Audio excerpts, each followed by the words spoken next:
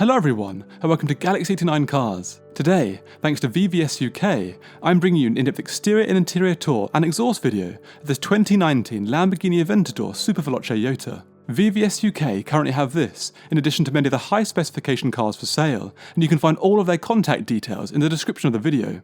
First came Aventador, then the even lighter and more powerful Super Veloce, meaning super fast, and now we have the Super Veloce Yota.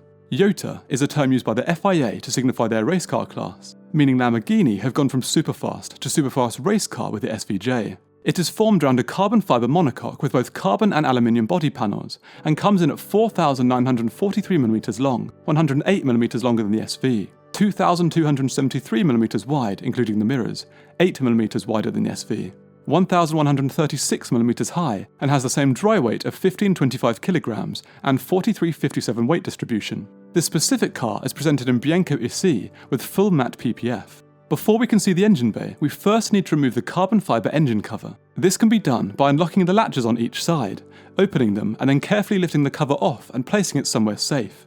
The SVJ is powered by an uprated version of the engine found in the other Aventador models, a mid-rear mounted 6.5 litre naturally aspirated V12 that now produces 759 brake horsepower and 720 Nm of torque, up by 19 brake horsepower and 30 Nm over the Aventador SV. This output results in a 0 to 62 mph or 100 km/h time of 2.8 seconds and a top speed of greater than 217 mph or 350 km/h. Similar times to the original cars, but the SVJ is more about precise, responsive and dynamic driving than just speed alone.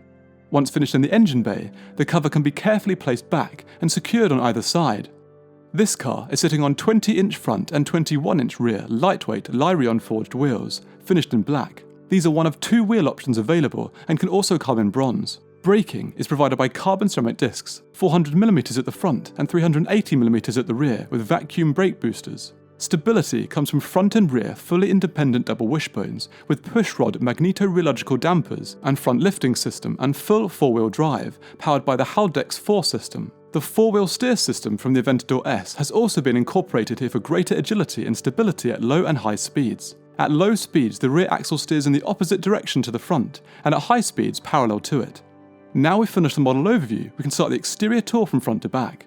Thanks to the new ALA 2.0 aero system that increases downforce by 40% over the SV, the SVJ has a very different front to its predecessor. There's an extended splitter at the bottom with two flaps that can open at high speeds to allow increased airflow under the car, where it can be sped up and cause less drag. But the flaps in this closed position allow more air to flow over the car for increased downforce. When closed, air flows into the awaiting radiator intakes further in. The central carbon plane from the SV has been extended laterally across the air intakes, where we find open intakes, possibly for brake cooling. There are new nostrils above that help to balance airflow by sending it over the car. Moving laterally, we also find new side wings that help to control and enhance airflow across the front wheels and side of the car for better cornering accuracy.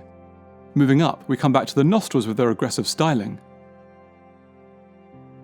On either side of these, we find the front light complexes that are made from Y-shaped main daytime running lights with LED extended optics to the left here and the main beam behind. The SVJ features the same bonnet as the SV and comes with accented carbon inserts towards the top. Moving back, the windscreen that comes with two wipers flows into the low angular roof in the recognisable Aventador style. We can now move to the lateral aspect of the SVJ. It features a new extended side skirt that starts with this small winglet that works with the front canard to enhance lateral aero. The now iconic, angular, forward-projecting wing mirrors are above these. They are heated and electrically adjustable. Moving back, we find further changes over the SV. The new Aventador SVJ insignia sits just above the extended side skirt. Above this, the black intake surround now extends back and joins to the front of the rear wheel arches and comes with the Italian tricolore. Moving inside, we come to the same large radiator intakes with their hexagonal grills. The small flaps above these open to allow the user to open the car with the physical key. Moving back, the air vents behind the main intakes have been enlarged in comparison to those in the SV, and further assist with engine cooling. Moving up, the hexagonal fuel tank flap can be opened with a light depress to reveal the aluminium cap. The fuel tank has a capacity of 85 litres, with the car returning a combined MPG of 15. Once finished with, it can be closed with a light depress.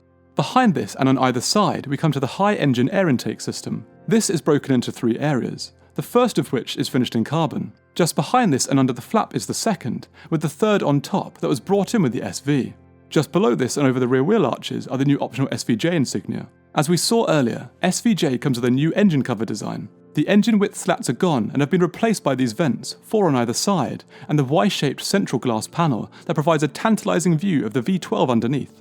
Moving back, we come to the updated rear wing that contributes most of the car's ALA downforce. It now attaches to the car on either side instead of centrally thanks to the new lower wings. The rear ALA system works by manipulating airflow coming into this intake. There are flaps on either side that can open or close in real time for max or minimum drag. These flaps also open independently to offer an effect known as aerovectoring. When the flaps are open, air flows through the wing out of these vents, partially stalling it for lower drag at higher speeds. Below the wing, we find the final air vents on the engine cover. The rear starts with this LED brake light strip carried over from the SV, and under this, more insignia and the optional reversing camera. On either side, we find the brake light complexes with the Y-shaped brake lights mirroring the front. The lateral air vents below have lost their grills, but still come with the smaller side vents. The white strip below has been raised to accommodate the new exhaust, which seems to have taken inspiration from the Huracan Performante. The new exhaust is just 2 circular outlets instead of the 4 downward-facing outlets from before. The aggressive diffuser below features 1 more fin and new smaller diffusers on either side that control air coming from the rear wheels. There's also a new aero section where the exhaust used to protrude out from. Let's hear how the new exhaust sounds.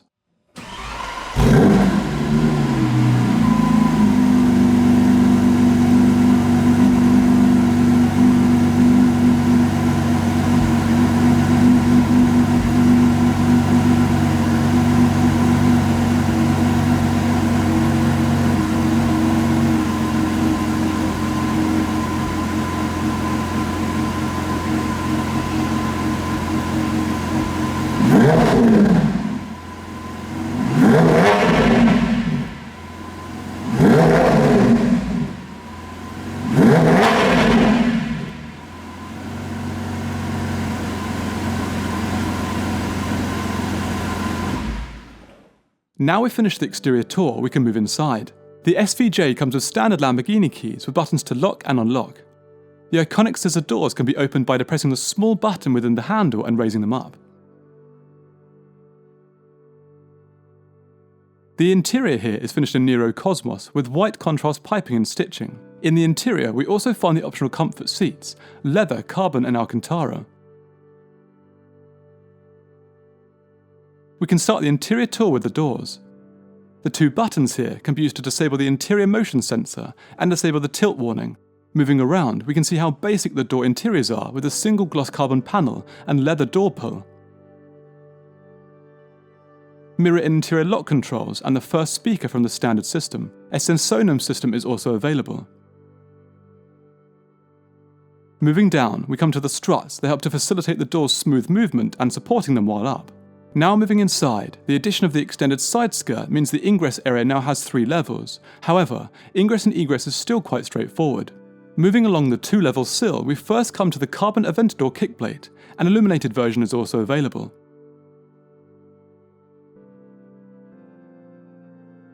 Moving across, we find the door release to the left of more carbon and dual stitching, and moving up, the exterior light and cruise control buttons and first air vent.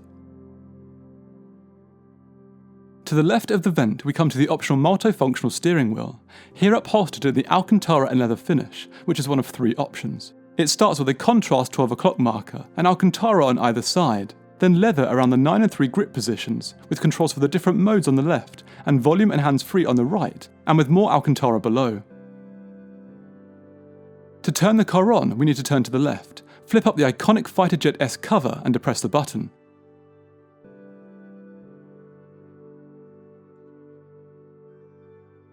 The instrument cluster ahead is formed from the same 3 screens as in the SV, but now with the new blue theme and inverted side displays. From left to right, radio station, oil temperature and pressure, rev gauge, speedo, G-meter, speedo and range, fuel level and engine temp when the doors are closed.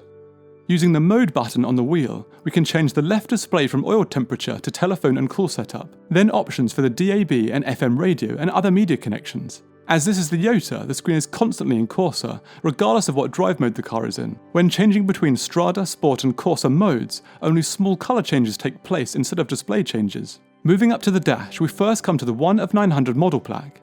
The raised air vent with its Alcantara upholstery is to its left, as is the carbon instrument cluster hood that flows into the dash in leather and Alcantara. The remainder of the smooth dash is upholstered in Alcantara with dual contrast stitching. Moving down towards the central column, we first come to these dual manually adjustable air vents. Under these we come to the display for the infotainment system, here surrounded by carbon. There are 4 direct access menus in the corners that change depending on which menu we're on. We can start with the DAB digital radio, but then quickly move to navigation, where destinations can be typed in or selected from moving around the map.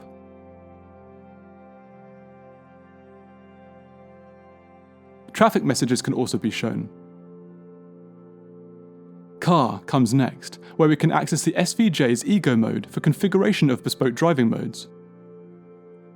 The user can also access more general information here, such as parking system and interior and exterior lighting. We can then move back to the FM and DAB digital radio, media for device connectivity via Bluetooth or USB, and then directory for stored contacts, and telephone for calls and messages.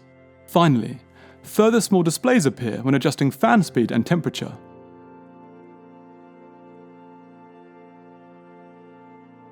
Moving down, we come to the first button array from left to right. Passenger window, front lift, ESC off, warning lights, stop start off and driver's window.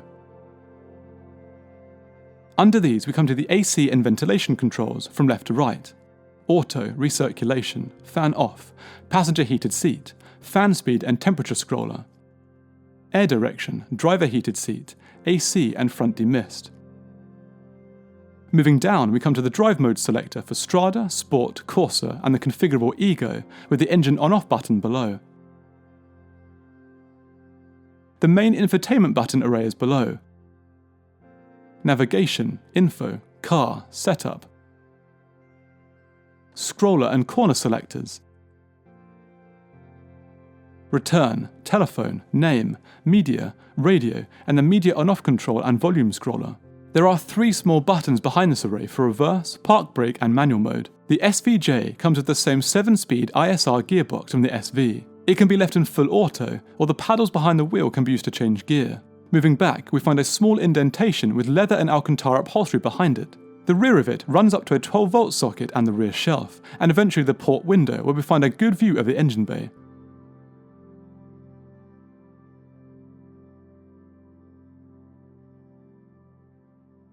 On either side, we come to the optional multifunctional comfort seats with new SVJ embroidery. These are still based on carbon shells, but come with significantly more padding than the lightweight seats, and all movement controls can be found to the outside edge.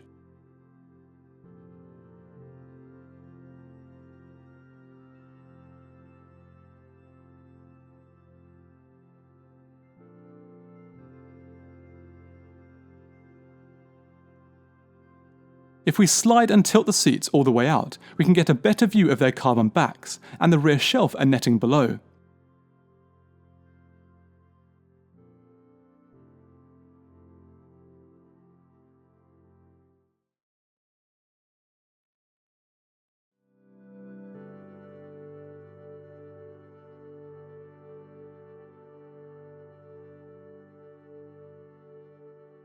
Moving back to the central column, we find the CD player on the driver's side, and 2 inputs on the passenger side, one being a USB. Just behind this is also a slim storage area. As far as I'm aware, there's no glove compartment, but there is a front boot. This can be accessed by pulling the lever found to the right of the driver's footwell. Once back outside, the bonnet needs to be lifted up by first depressing a small catch on its underside.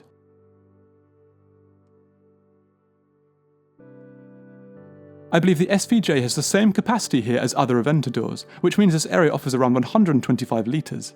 Inside this illuminated storage area, we find the car care kit and road accessory set.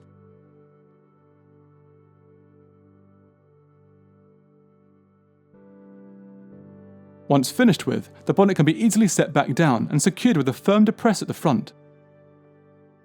Moving back inside briefly, we can view the slim sun visors with their vanity mirrors, and finally the rear view mirror that offers quite obscure visibility. So that concludes my in-depth exterior and interior tour of this 2019 Lamborghini Aventador Superveloce Iota that's for sale with VVS UK at the time of publishing. All of their contact details can be found in the description of the video. Please subscribe for the latest content, and until next time, thanks for watching.